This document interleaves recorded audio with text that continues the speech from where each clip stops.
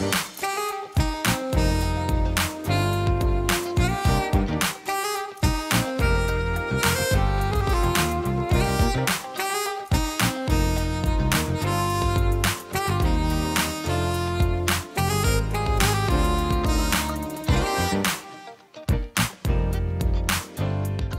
became an Oakland firefighter in 1989.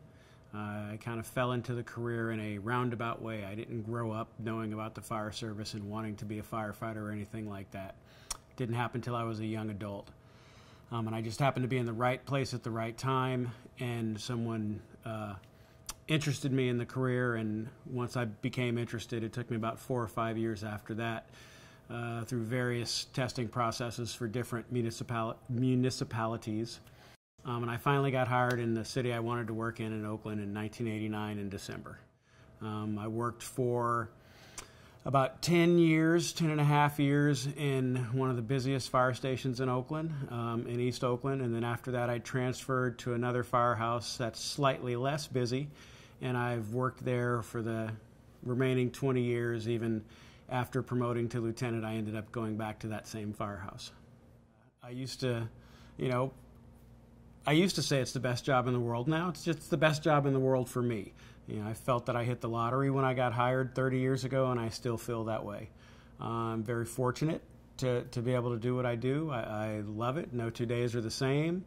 It's exciting. It's never boring, especially in a city like Oakland.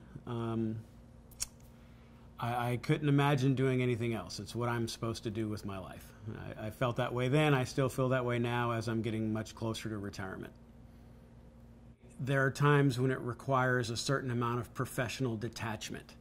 In the moment when you're there and you see some horrific things, or you see something that the average person wouldn't know how to deal with or see, I'm there in a professional capacity to make things better. I'm trying to make things better for everyone who's there, for the people who are experiencing it. So when that happens, I have to maintain my composure and be able to deal with the pressure, or however you would describe it, to do what I do to make things better. Afterwards, when we're back at the firehouse sitting all around as a crew, or on my days off, then sometimes that's when you more consciously acknowledge some of the things that you've seen or had to do, or things like that. One of the things I enjoy about the job is you never know what you have when you roll out the door. From dispatch, it could come in as something that sounds very routine, but you could think to yourself, well, I've been to 1,000 of these before, but you never know until you get there. It could be something totally different. And I think as firefighters, with your work crew and the people you work with, you become very close, and you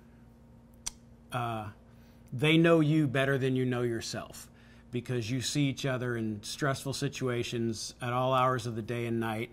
If I'm having a bad day at home, before I come to work, they'll know it. I can't hide it. I'll figure it out. If my kids are having a problem in school, if my daughter's dating a guy I don't like, that comes out in the firehouse. So they know that. They can tell because they see me, at 24 hours a day at a stretch. You can't pretend you're someone you're not. You can't hide who you are when they see you in these stressful situations. So we all know each other very, very well.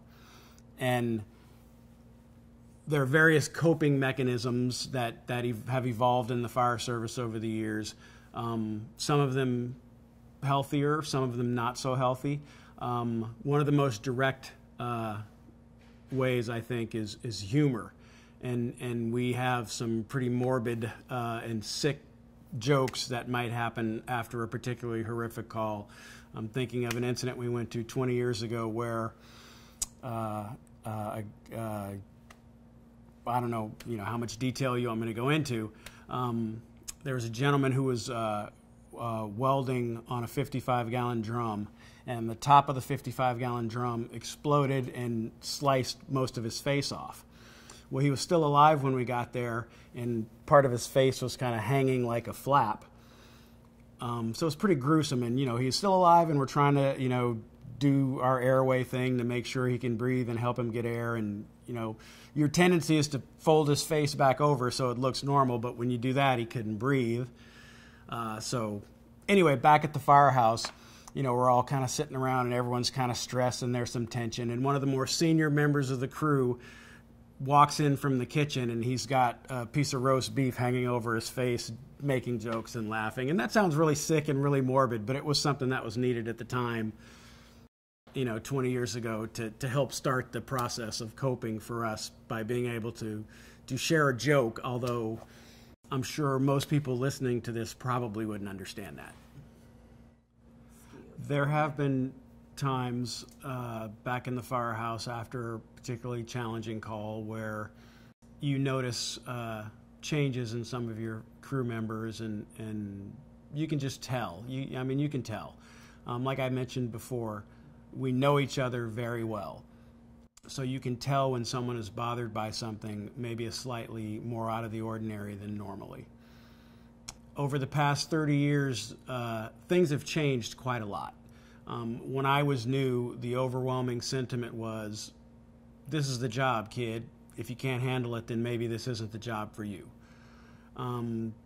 Nowadays, especially as a lieutenant, I think it's important for me as not just a supervisor being a lieutenant, but as an older guy who's been around to let the rest of the crew know, especially some of the newer members, yeah, it's okay to be bothered by this stuff. We're normal, we're human, and that was particularly effed up that we saw that, and we shouldn't have to see that.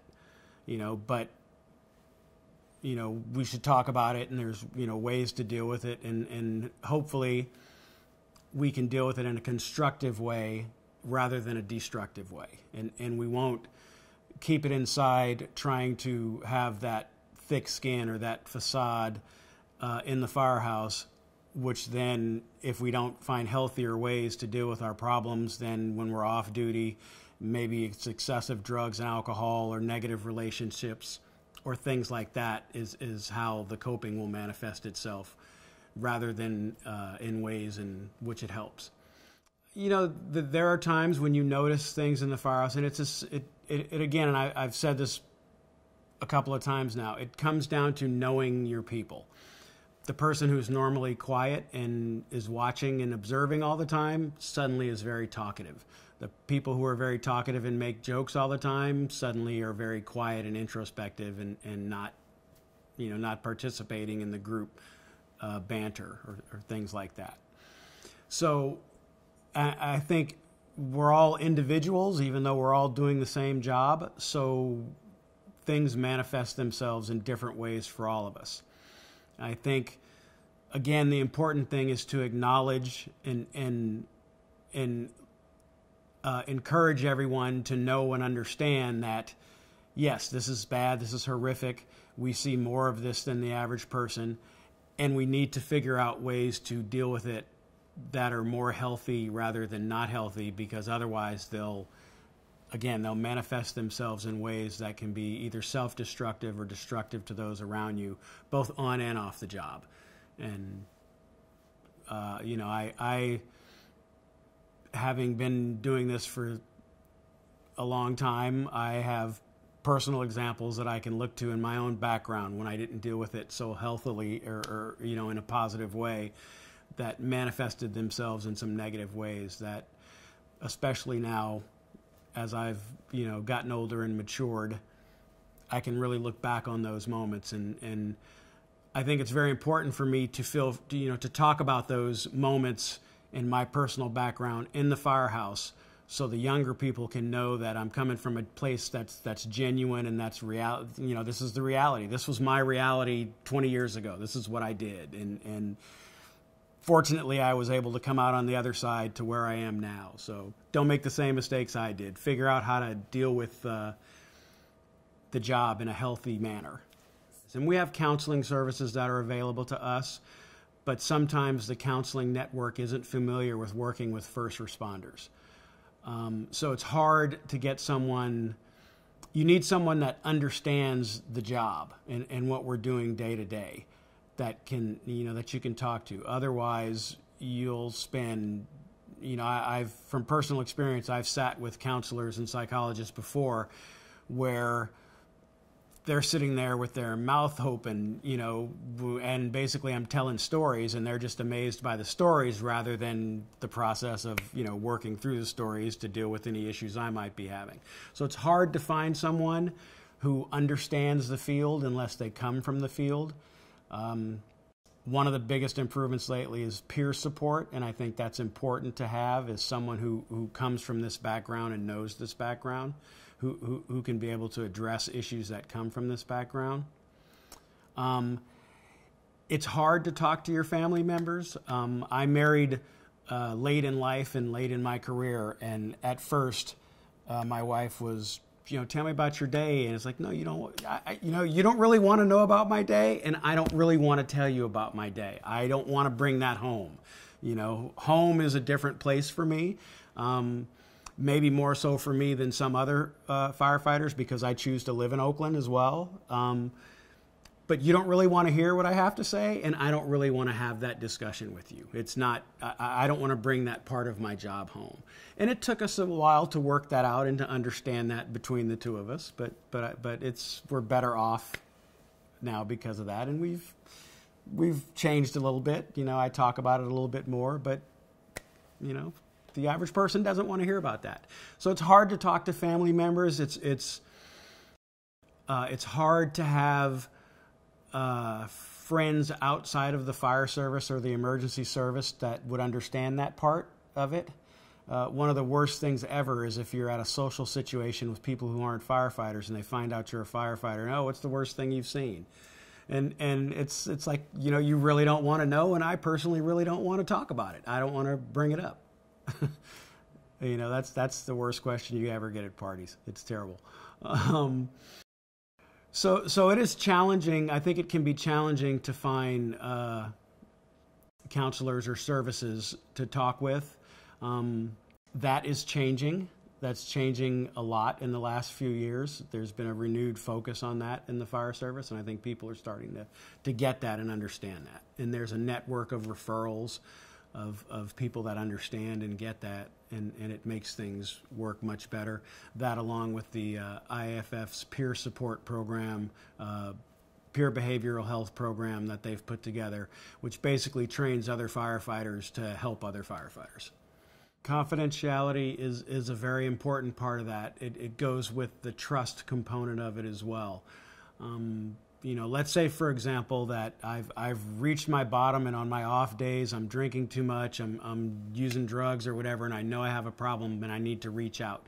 Well, who do I reach out to that I know this isn't going to get back to my employer and I'm going to be disciplined or passed over for a promotion or something like that because they find out that I had substance abuse issues in the past?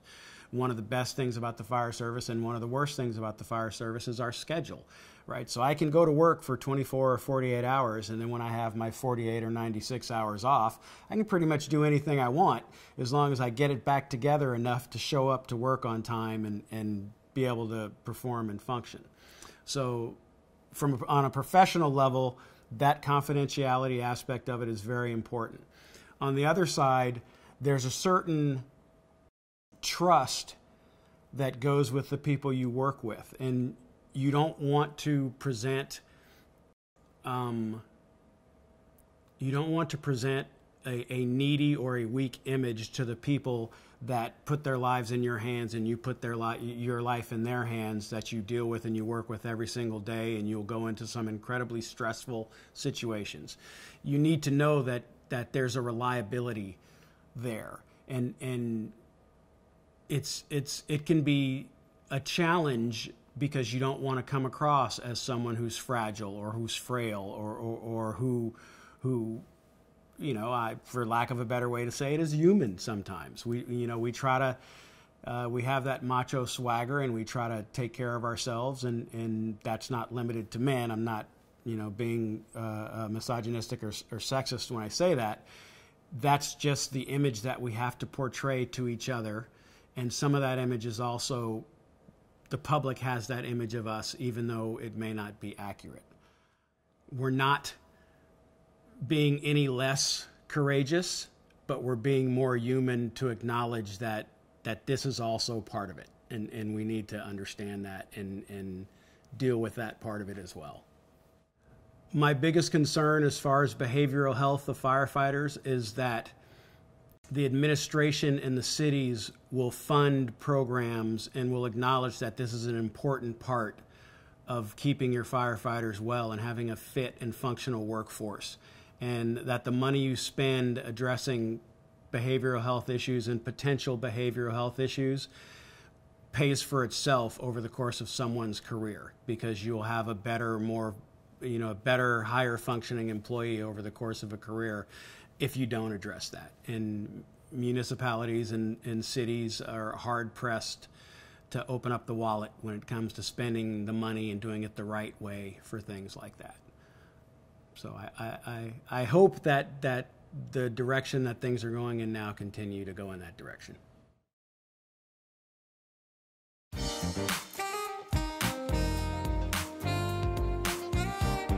If you're in a crisis and need immediate attention, dial 911 or call the National Suicide Prevention Lifeline at 1-800-273-8255.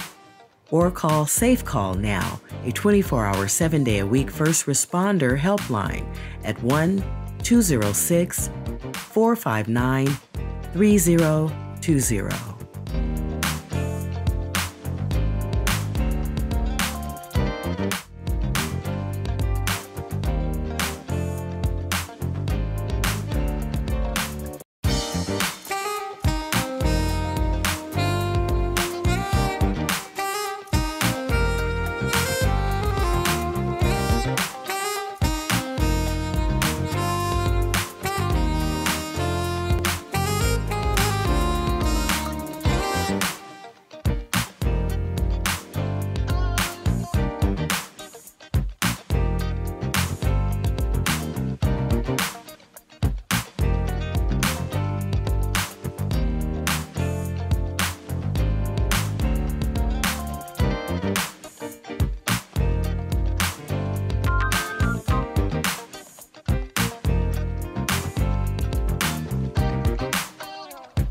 Your support of the Bay Area Mental Health Hour makes it possible to produce news like this. Thank you.